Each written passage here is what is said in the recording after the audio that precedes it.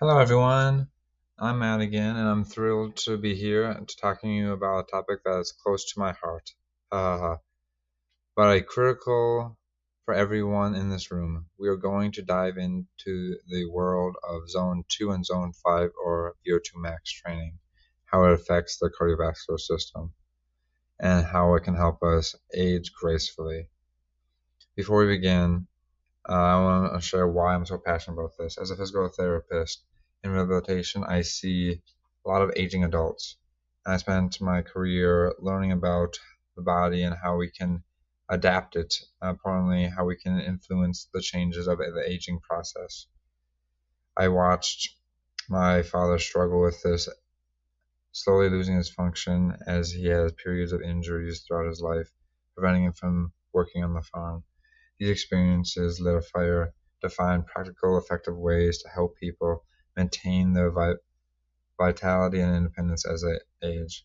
Now, I know Zone 2, Zone 5, cardiovasculars, and Zone VO2 max sound a little bit technical and intimidating, but I promise you by the end of the session today, you will not understand these terms, but you will be able to incorporate them into your life. I'll break them down, the science and digestible and actionable information that you can use immediately. We'll explore what Zone 2 is, Zone 5 is, and how to train accordingly. I encourage you to ask questions throughout the session.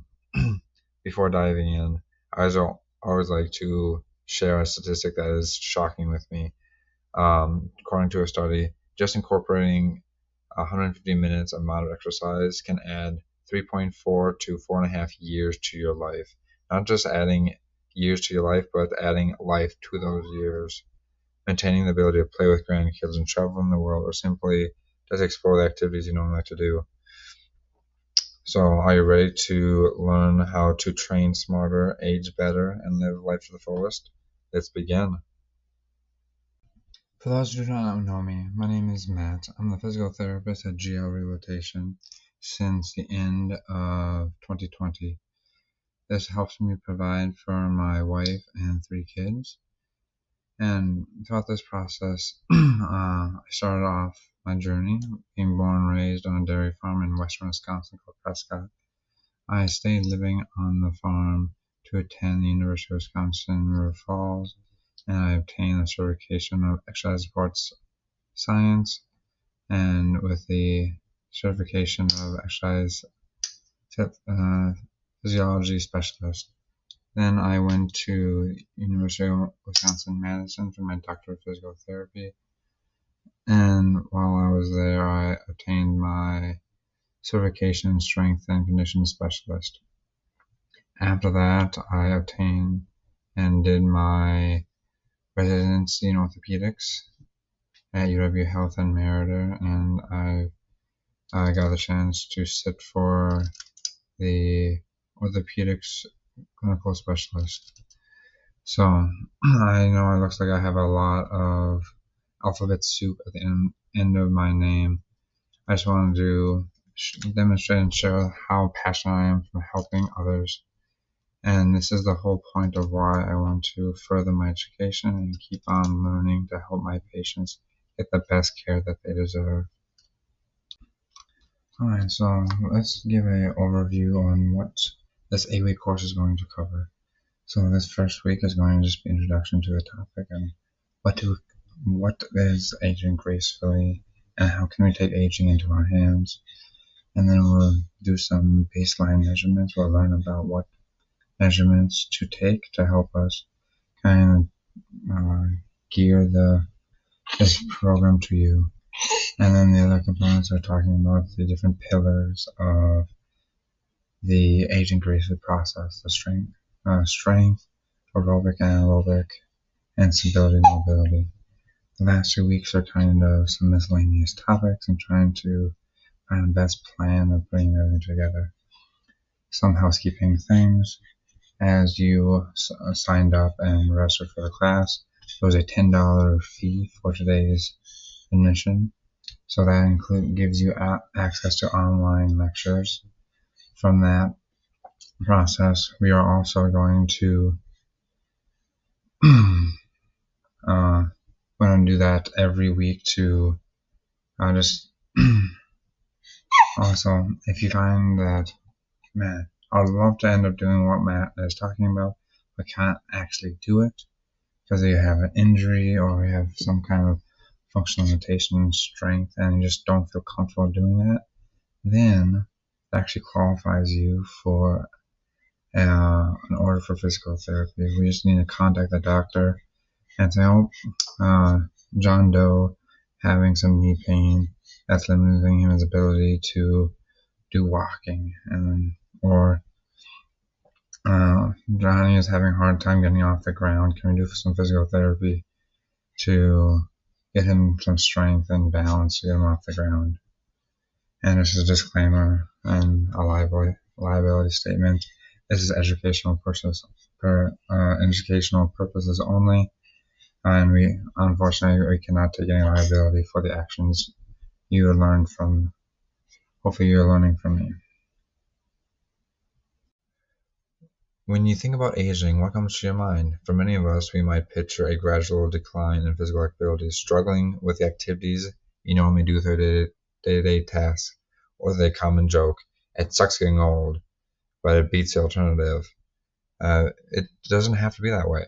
We can empower you, and hopefully I'll empower you. So let's redefine what it means to age gracefully. We're not talking about hiding gray hairs or fighting wrinkles. We're talking about maintaining our functional capacity, our ability to live life on our own terms well into our later years. It's about expanding our health span, not just our lifespan.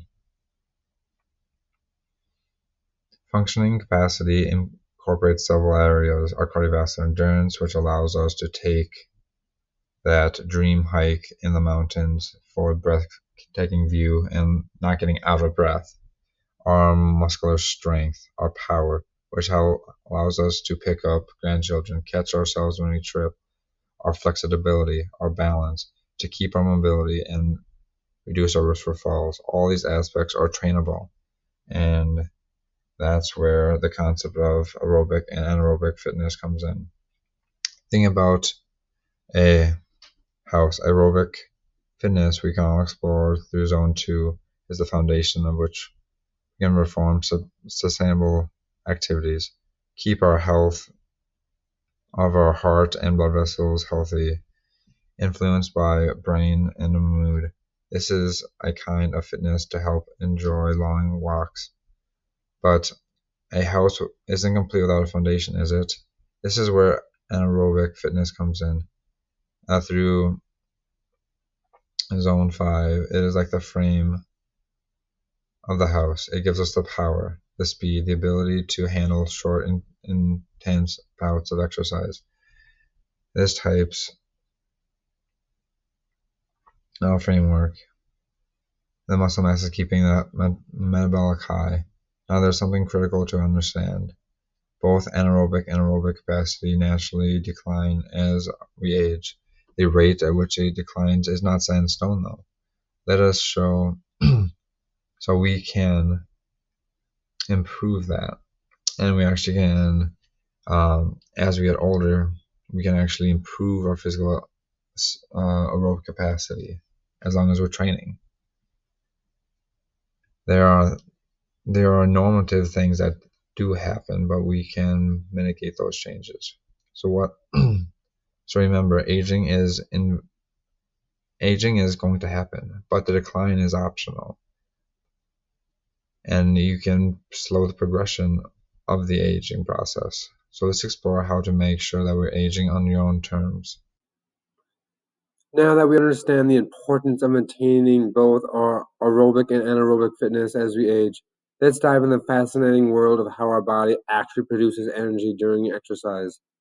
To make this a bit more relatable, I want you to imagine your body as a highly sophisticated hybrid car. Just like a hybrid has two different engines, an electric motor for efficiency and a gas motor for power, your body has two primary energy systems, the anaerobic and the aerobic system. Let's start off with the aerobic system. This is going to be your electric motor. in your hybrid car analogy. It is incredibly efficient, can keep you going for a long time, but it's going to not win any drag races. The aerobic system, as the name suggests, requires oxygen to function. It consistently and constantly at work, whether you're sitting here listening to me or walking or running a marathon. Here how it works. Your body takes in oxygen through your lungs, blood your blood carries the oxygen into your cells, and here where the specialized structures called mitochondria use the oxygen to break down primary fats and some carbohydrates to produce energy. It's a bit like a slow burning campfire. It gives you a steady heat for a long time. This system is incredibly efficient, which is why you can stay in aerobic activities for hours. Now let's shift gears to the anaerobic system. If the aerobic system is efficient electric motor, the anaerobic system is the powerful gas engine in your hybrid car. It doesn't need oxygen to function, which is both its strength and its limitation. Instead of using fat as its primary fuel, it uses the system that relies on glucose, that sugar molecule, which it breaks down into a process called glycolysis. Glycolysis. The anaerobic system can produce energy much faster than the aerobic system, which it which is critical for when you need to do quick bursts of power. Think about quickly climbing a flight of stairs, sprinting to catch a bus, or lifting a heavy object. These objects primarily use the anaerobic system. However, there's a catch. The system fatigues quickly. It's like a sprinter versus a marathoner. It's all about power, not endurance.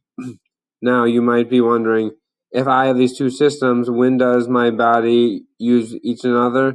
Great question. The truth is, your body is almost always using both systems at some degree, but the proportion changes based on the intensity of your duration of your exercise. This graph demonstrates just what zone 2 and zone 5 kind of looks on the graph and how much power you can make with each one. As you can see, the zone 5, that's going to be the top part, the anaerobic, one of the circles, is gradually going to get closer and closer to the aerobic power. Aerobic power starts around 200 and then goes all the way down to about 100. So you lose about half of your aerobic capacity throughout your age. But you lose a lot more capacity from about 900 all the way down to about a little over 200. So right where you start off your aerobic capacity, that's you're literally sprinting as fast as you can when you're 9 years old, is like you walking in the park when you're a 20-year-old.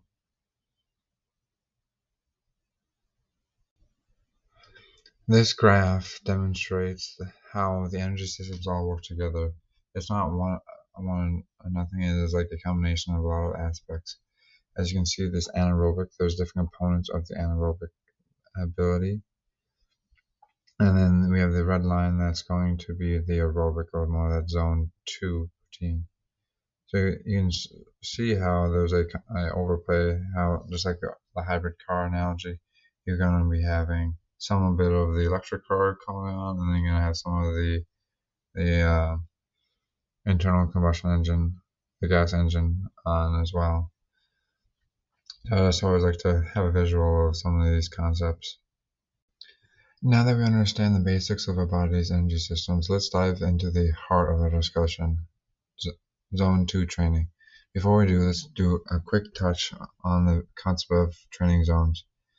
In exercise physiology, we typically divide exercise intensities into 5 or 6 zones. Each corresponds with a different physiological response in the body.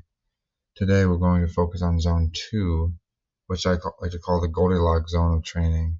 Not too hard, not too easy, just right for building a strong aerobic base. So what exactly is zone 2? In simple terms, it is moderate exercise.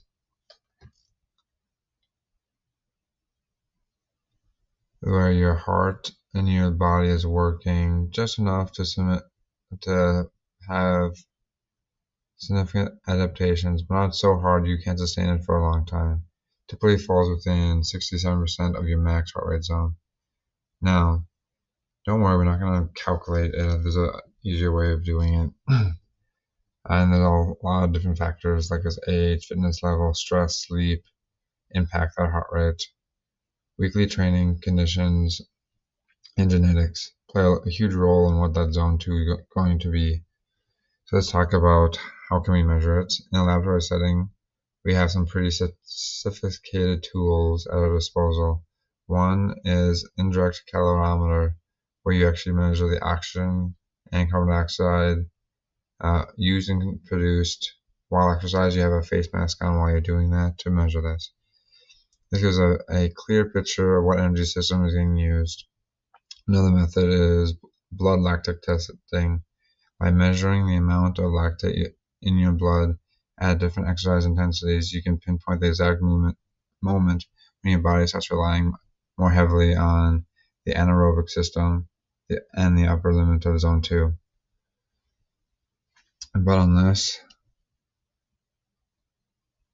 you have exercise physiology lab at your disposal, or you like pricking your fingertip for frequent blood tests. You probably want more practical ways of doing this. That's where the conversation test comes in handy. In zone 2, you should be able to speak in full sentences, but it'd be a little breathless to belt out your favorite song. So, wait, I was going to say, you can talk kind of like this, and you can have a conversation, but the other person should know that you are exercising. And it's kind of annoying for the other person. So, another method is perceived exertion on a scale of 0 to 10, where 0 is going to be sitting on the couch doing nothing, and 10 is going to be sprinting for your life. Zone 2 is about a 4 or 5. You're definitely exercising, but you feel like you could keep it going for over an hour. Now let's talk about heart rate zone. As I said, you can use heart rate. And if you have like a fitness tracker, that's something that's nice. They can like kind of give it a kind of gauge into it,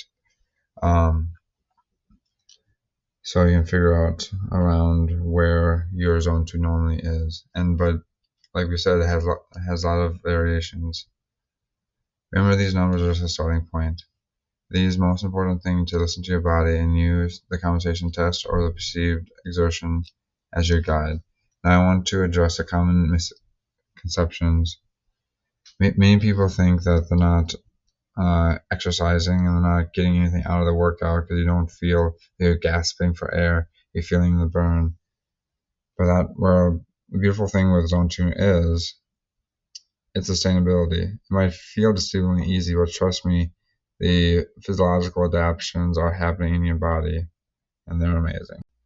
Now that we understand zone 2 training is and how to identify it, now let's dive into the truly amazing part, the benefits and the type of training it has to offer with zone 2. It's like the magic pill for your body, except it's not a pill at all. It's something that your body was designed to do. So let's start with the star of the show, the mitochondria.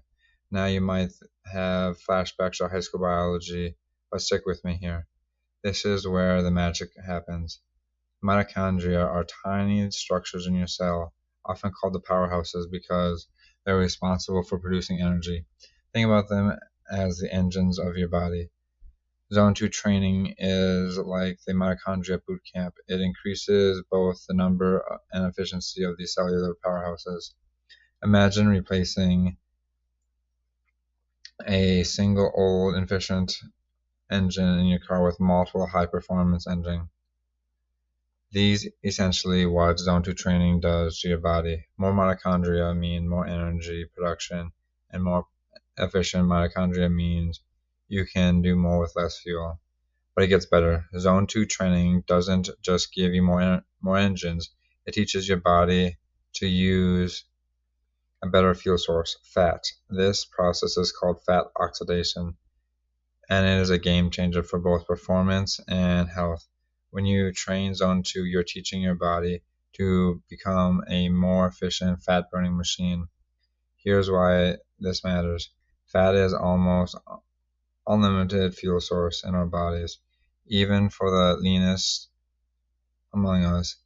By enhancing your ability to use fat as fuel, is essentially expanding your body's gas tank. This means you can go longer and farther before fatigue sets in. It also has profound implications for weight management and metabolic health. Let's paint a picture for you. Imagine two cars driving across the country. One is using expensive, limited, premium gas and needs to stop frequently to refuel. The other one can switch between regular gas and almost unlimited fuel supply of a cheaper, cleaner fuel. Which car would you rather be? Zone 2 training turns your body into the second car.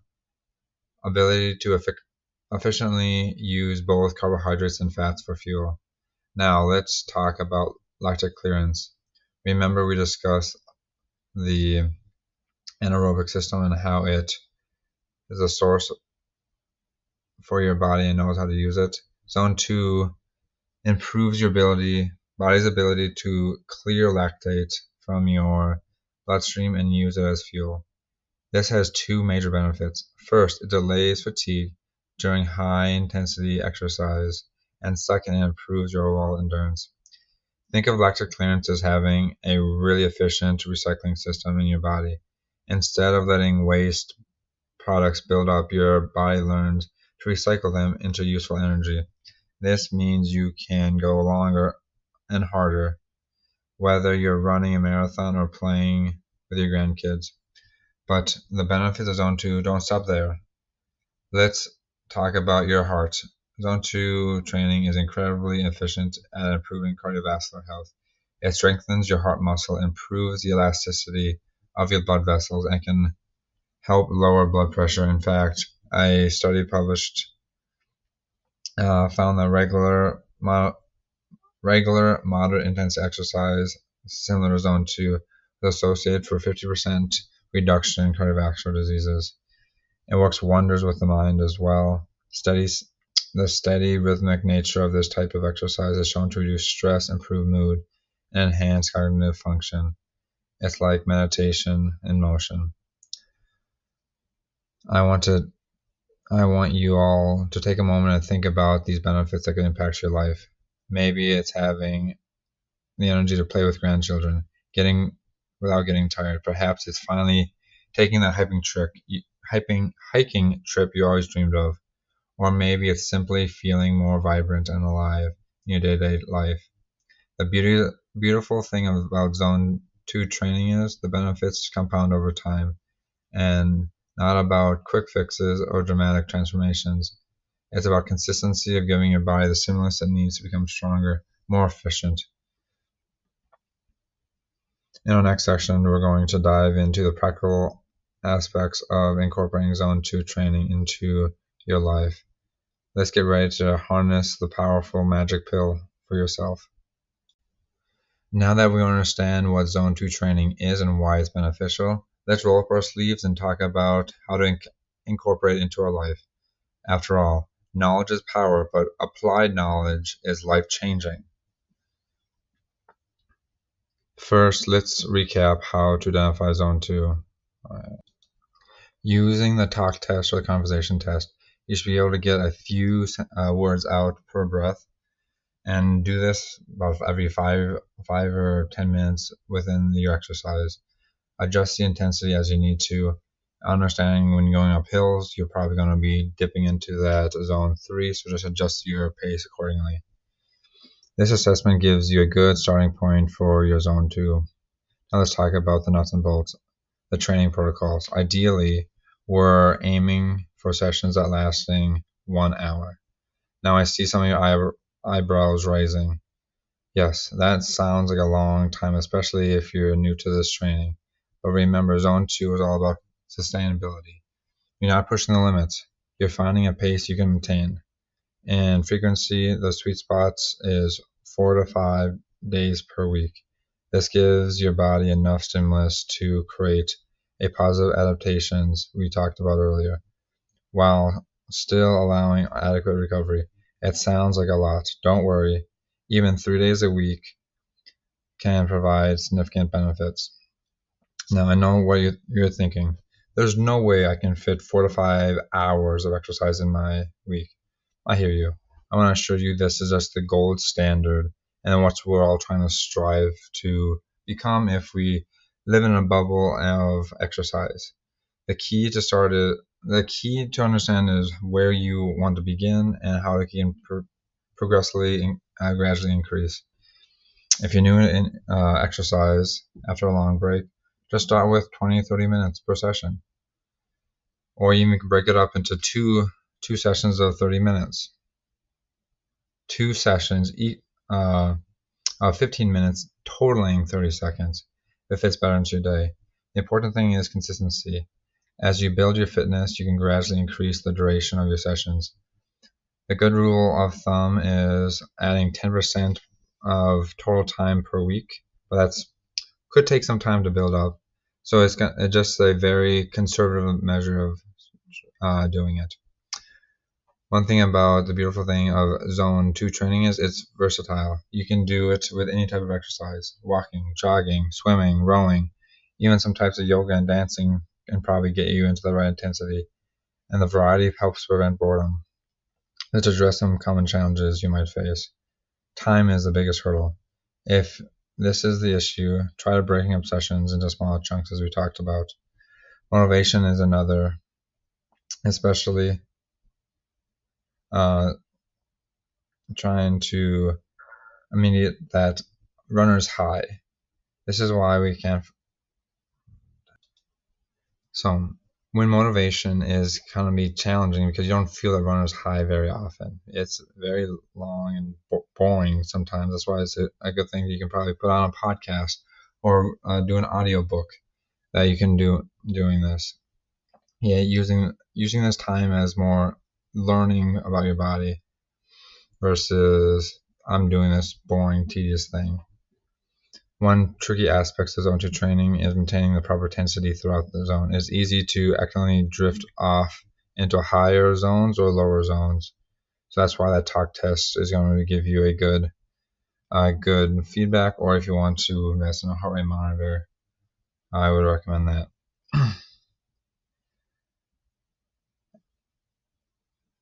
Another one is if you work pretty close to home, you can try and incorporate even a bike ride to work, or doing a walking break during your workday, trying to break up your day doing that, or running the stairs, doing something like that. That might be probably bring you out of zone 2, probably zone 3 or 4, but you can try to incorporate different types of cardio throughout your day.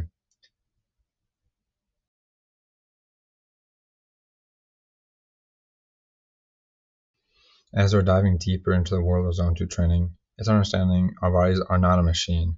They're complex, adaptive systems that respond to multiple factors. And it's important to understand what are these factors so we can train smarter, avoid burnout, achieve better results in the long run, because the best result is getting your body hooked on the exercise and wanting more. Let's start with a factor that affects us all: fatigue. We've all had those days when we feel like moving through molasses.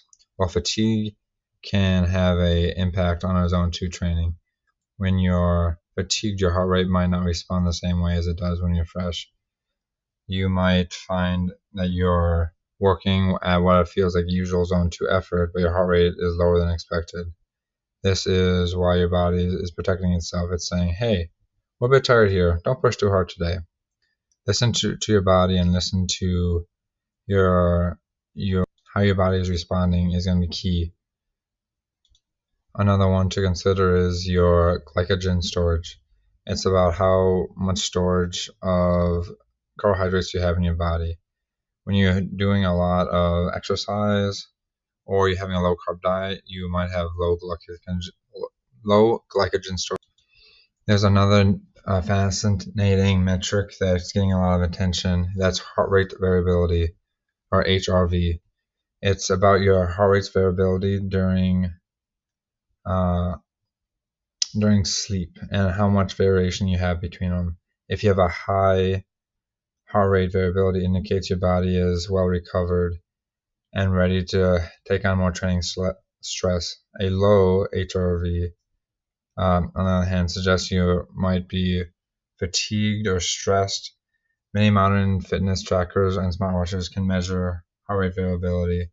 If you have access to this metric, it would be a valuable tool to help guide your training decisions. And this brings us to a critical component of training efficiently is flexibility. Having a structured plan is great, but knowing that it's okay to adjust it on the fly and trying to know that stress plays a role, sleep plays a role, diet all plays a role.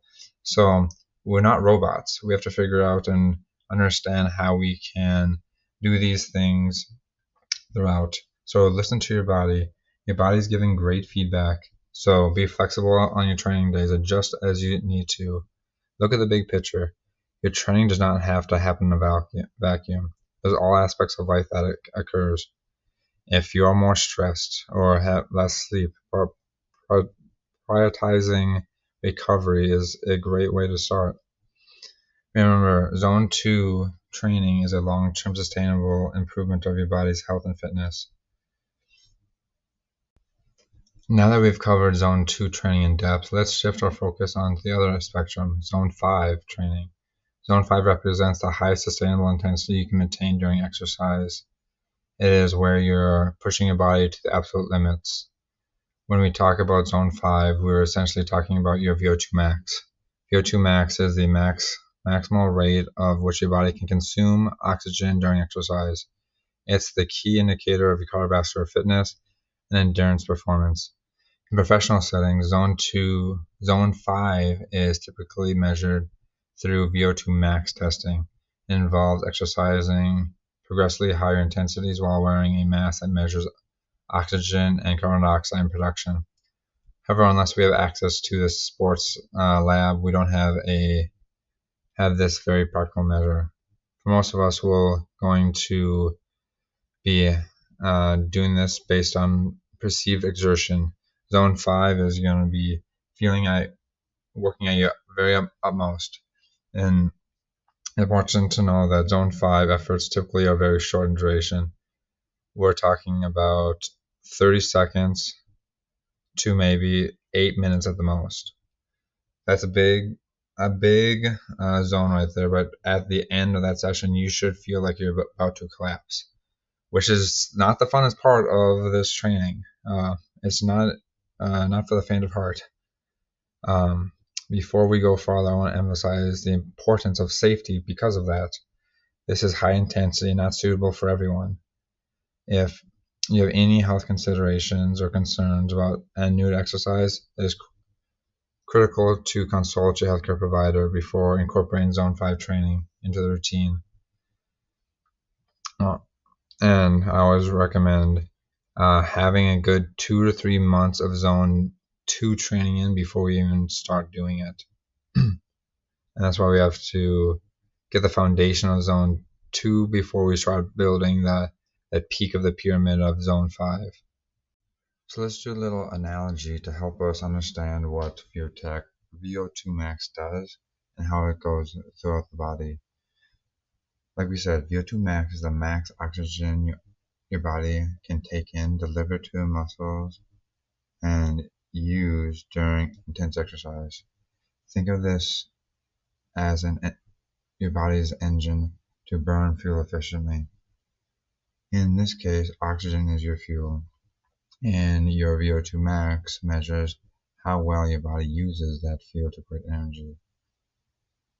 Physiologically, when you exercise, your heart pumps oxygen-rich blood to your muscles, and your muscles use that oxygen to produce ATP, adenine triphosphate, or that is like your energy current throughout your body,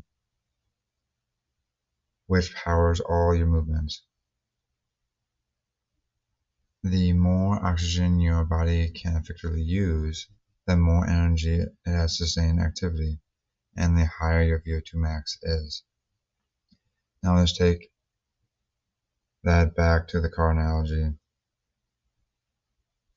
A car's horsepower determines how fast it can go, but it's also about efficiency. A car with a powerful, fuel-efficient engine can maintain higher speeds or tackle hills without draining the tank too quickly. Similarly, a high VO2 max means your body can deliver oxygen to your muscles more effectively, allowing you to generate more energy for prolonged periods of time without becoming fatigued. People with high VO2 max are like cars that can cruise effortlessly at high speeds without breaking a sweat, whether it is running a race, hiking a mountain, or even climbing stairs without getting winded. Their cardiovascular systems are more efficient, and their muscles are better at extracting oxygen from the blood and using it to produce energy. This makes daily activities feel easier and reduces the strain on your heart, lowering the risk of cardiovascular diseases in the long run. As you age, maintaining a high VO2 max becomes critical for preserving your independence, your quality of life. With a higher VO2 max, you are better equipped to handle everyday activities like walking, carrying groceries, or gardening.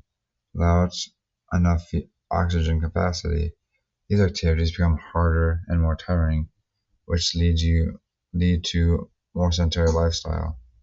That's like driving a car with a weak engine that you cannot handle the demands on the road.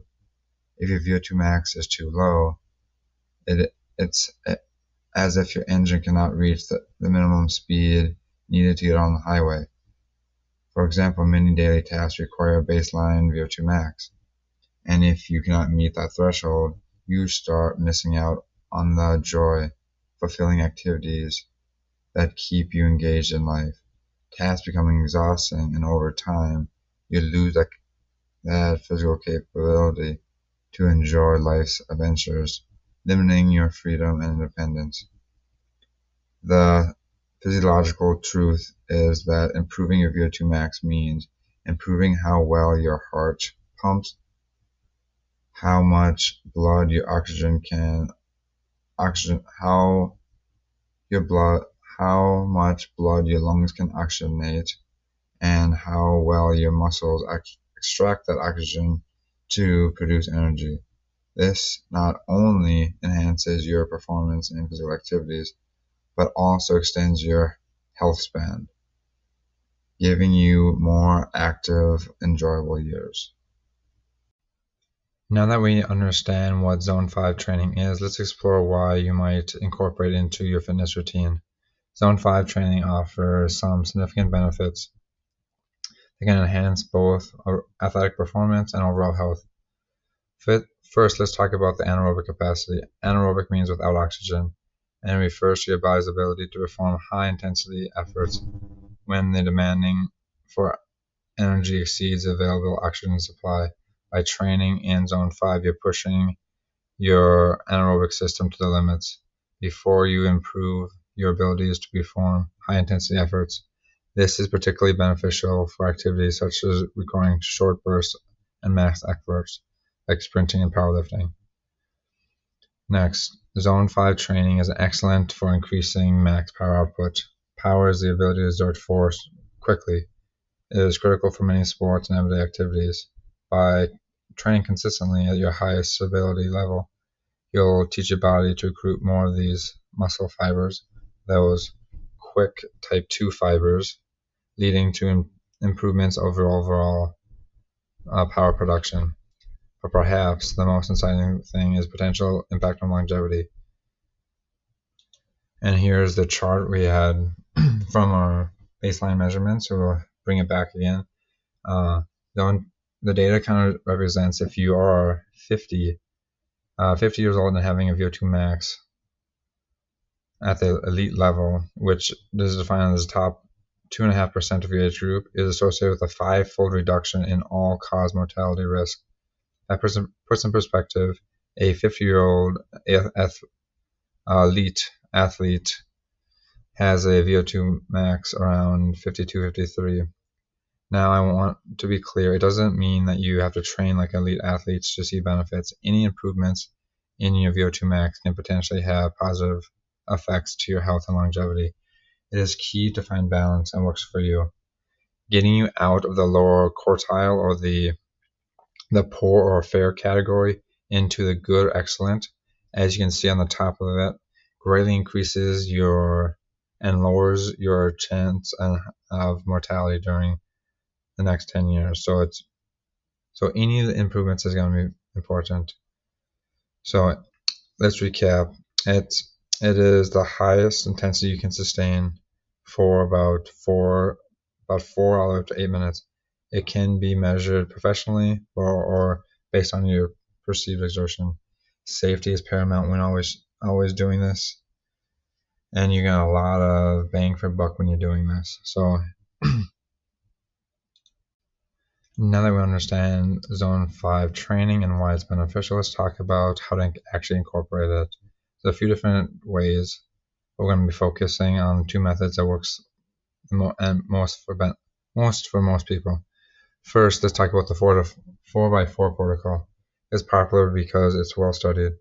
Here is how it works. You do exercise of high intensity followed by 4 minutes of recovery. You do this 4 to 6 times. It's important to include a proper warm-up before you start and proper cool-down. The second method is a spicing it up approach, is where you add short bursts of high intensity at the end of your workout. For example, after a 30-minute zone 2 session, you can finish with a 5-minute high intensity work. So this is a great way to begin your routine because, like we said, we want to try to have a good 2-3 months of consistent zone 2 before we start off with trying to do zone 5. So adding the second method and slowly doing it for 1, then 2, then eventually 3 times of your when you're doing your zone 2 training, perfect. And then once you feel like you can accomplish it, and then you go to the having a dedicated you do zone 2 for a warm up for about 20-30 minutes beforehand. Then you do that 4x4 protocol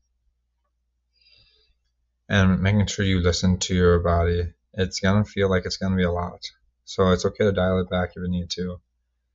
Third, rest is critical. Make sure you're giving yourself enough rest between these high intensity sessions. This might be having a full day rest after doing it. And also, when you're doing it, making sure that you kind of are tracking your heart rate. And if you feel like your heart rate is not bouncing back and going back where it's originally is when you started, you might not be giving enough rest between these two zones. Now you understand both zone 2 and zone 5 training. That's how to combine them in a balanced workout. And it's like an analogy. Zone 2 is like building. This training is like building a pyramid. You want as much area under the pyramid as possible. Zone 2 is the foundation. You need to have a big, long foundation of zone 2 fitness. And zone 5, on the other hand, is the peak of the pyramid. How high is the pyramid? So we need both of them to improve our overall fitness. So let's give a kind of overview. Like this is an example. On Monday we might do 30 minutes of zone 2 session followed by a 5-minute zone 5 interval at the end. And then Tuesday it might be just a 45 minutes straight zone 2. And then Wednesday you repeat Monday's workout. Zone 5. Thursday might be another zone 2 day. Friday you do zone 2 plus another 5-minute zone 5 combo. And Saturday you do a longer zone 2, and Sunday could be a day of rest or some leisure activity, stuff like that. So this is just an example. This is definitely nothing set in stone. This is just one way you can kind of structure your routine accordingly. Now that we've talked about the structure of your training, now let's look at the amazing long-term benefits you can expect if you stick with it. This is where the magic really happens. First, let's talk about the power of consistency. It's like saving money. If you put a little away regularly, over time it adds up to something substantial. The same thing is true about exercise. Each workout might not feel like much on its own, but over time they accumulate into significant improvements into your health and fitness. What's happening is your body is constantly adapting to the demands you're placing on it. One of the most important adaptations happens in your mitochondria. These are like the tiny power plants in your cells to produce energy. With consistent training, you get more mitochondria, the ones that have become more efficient. This process takes time. We're taking months and years, and not just days and weeks, but the results are worth it. And I want to share some some key takeaways are it's never too late to start improving your fitness. Consistency beats intensity in the long run. Small improvements compound over time into significant results. Remember, every workout is an investment in your future self. You're not just exercising, you're building a better, healthier you. Whether you're 25 or 85, the best time to start is now. The benefits will keep accumulating as long as you keep at it. As we continue our exploration of the human body as a high-performance hybrid vehicle, let's dive deeper into how we can optimize different components of this complex system. First, let's talk about increasing the power of the electric motor, the aerobic system. Just like a hybrid car's electric motor can be enhanced by increasing its power and capacity, your body's aerobic system can be improved by increasing the density of its mitochondria in your cells. Mitochondria, the powerhouses that drive aerobic energy production. By training your body to produce more of them, you can significantly boost the efficiency and output of your electric motor. Next, let's look at improving the battery size. The storage capacity of your body's glycogen reserves. In a hybrid car, it's the size of the battery determines the amount of electrical energy that can be stored and accessed. Similarly, the glycogen storage in your bodies are the primary fuel source for the anaerobic system are akin to the battery size of your gasoline engine. By, by training your body to store more glycogen, you can increase the fuel tank of your anaerobic system, allowing it to produce bursts of power for long durations. Continuing the analogy, let's talk about the transport cables. These efficiencies of your cardiovascular system in delivering oxygen. Just like a hybrid car's electrical system requires sturdy cables to effectively transmit power, your body's the circular system is responsible for delivering oxygen to critical inputs of your electrical motor, the aerobic system.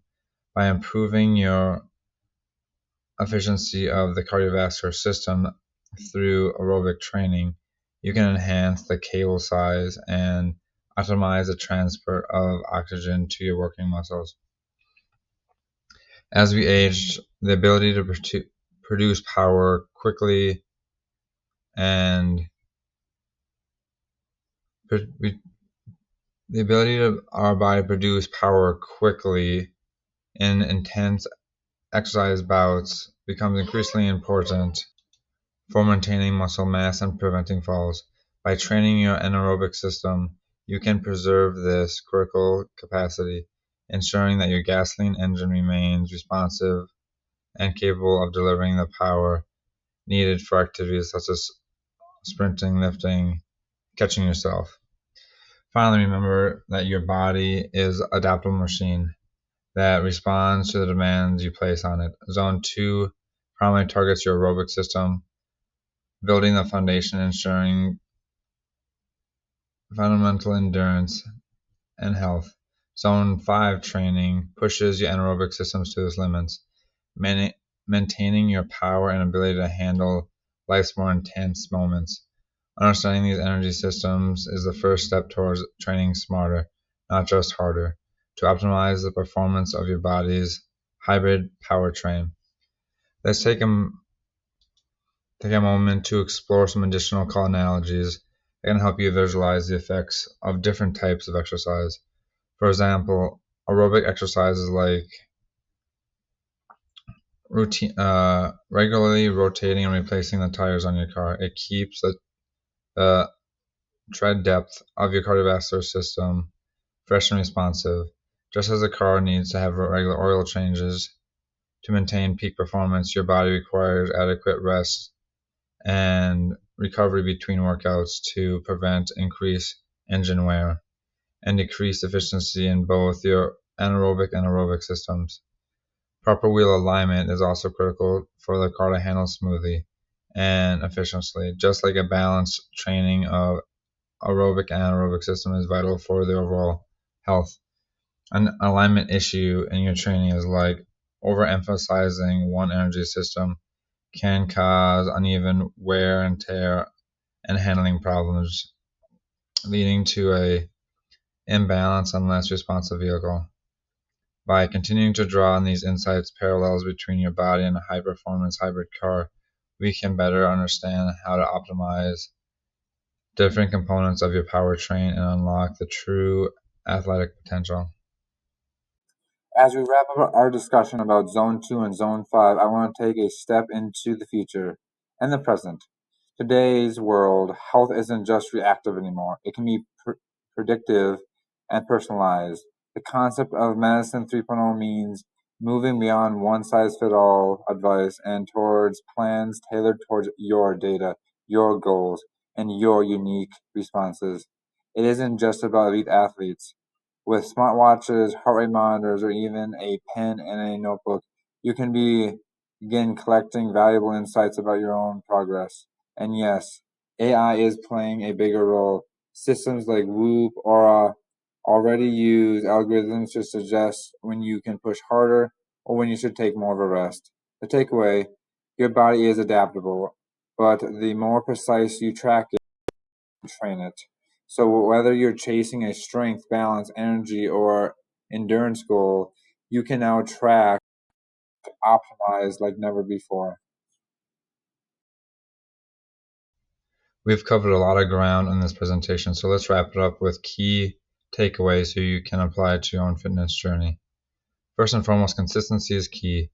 It is about working out intensely once in a while, but it's showing up regularly and putting in the work. Think about a marathon, not a sprint. Regular, small efforts compound over time. Secondly, learn to listen to your body. It's giving you valuable feedback all the time. Some days you feel great and you can push harder. Other days you need to take it easy. Both are okay. The key is to adjust your training based on how you feel, your energy levels, and factors like heart rate variability if you have access to that data. Lastly, and most importantly, it's never too late to start. We've seen examples of people making significant improvements in their 60s, 70s, and even 80s. Your age is just a number when it comes to fitness. What matters is that you start and keep going.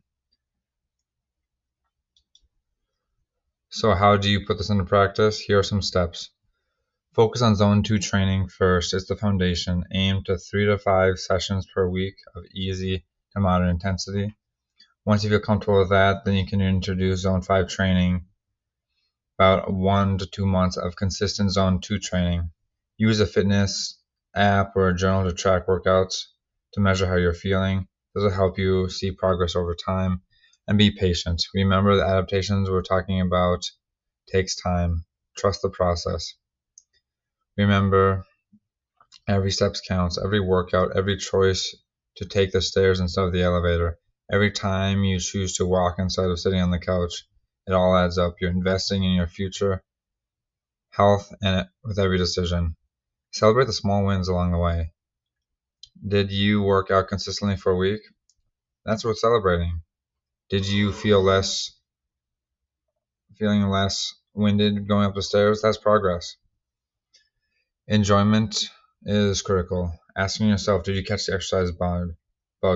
If you find yourself looking forward to your workouts, feeling more energized, and wanting to do more, you're on the right track. That's a sign that exercise has become a positive, enjoyable part of your life.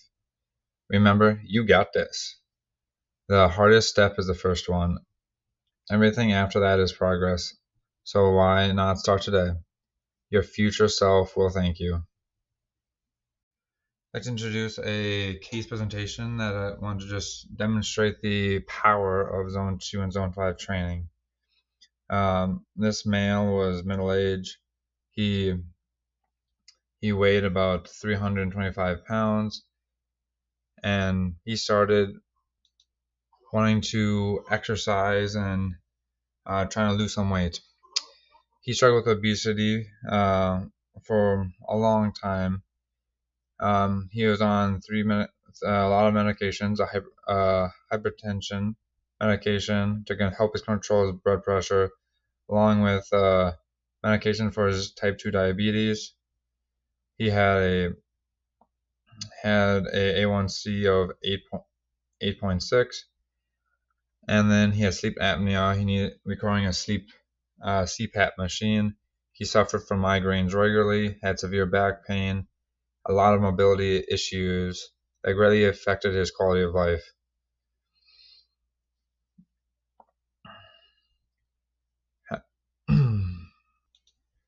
Alright, then in January of 2023, he committed to make a change and take up cycling seriously as a primary form of cardiovascular exercise.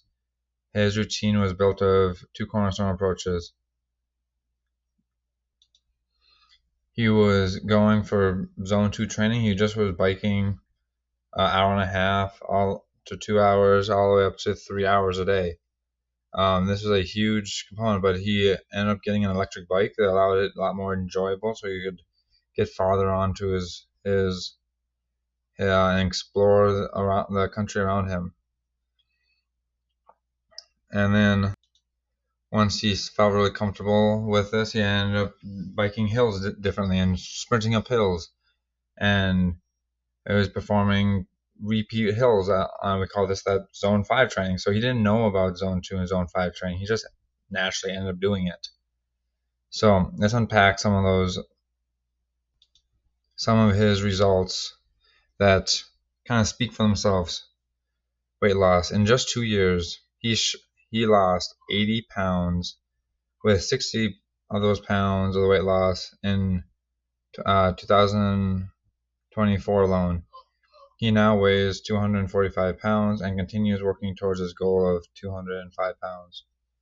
Cardiovascular health. Perhaps one of the most significant improvements is his blood pressure, which has dropped remarkably, 110 over 70. His medication he had just recently been reduced by half, and now he's reducing it again. So it's actually too low now. Diabetes. His A1C has dropped from 8.6 to 7.4, signaling a better glucose control. While he's still taking metformin, he is hoping to continue to progress this for even further. Sleep apnea. He no longer has to rely on a CPAP machine. His quality of sleep has greatly improved, and he has stopped using the CPAP. Pain. His back pain he suffered greatly from pretty much is gone. Most of those nagging joint pains and inflammation gone as well. His body is just he kind of reports that his body was just in a huge inflammational response. It just little aches and pains he slowly got used to now are gone and not plaguing him anymore. Another thing was his migraines. He rarely has a migraine anymore. And then surprisingly, he was not expecting this vision.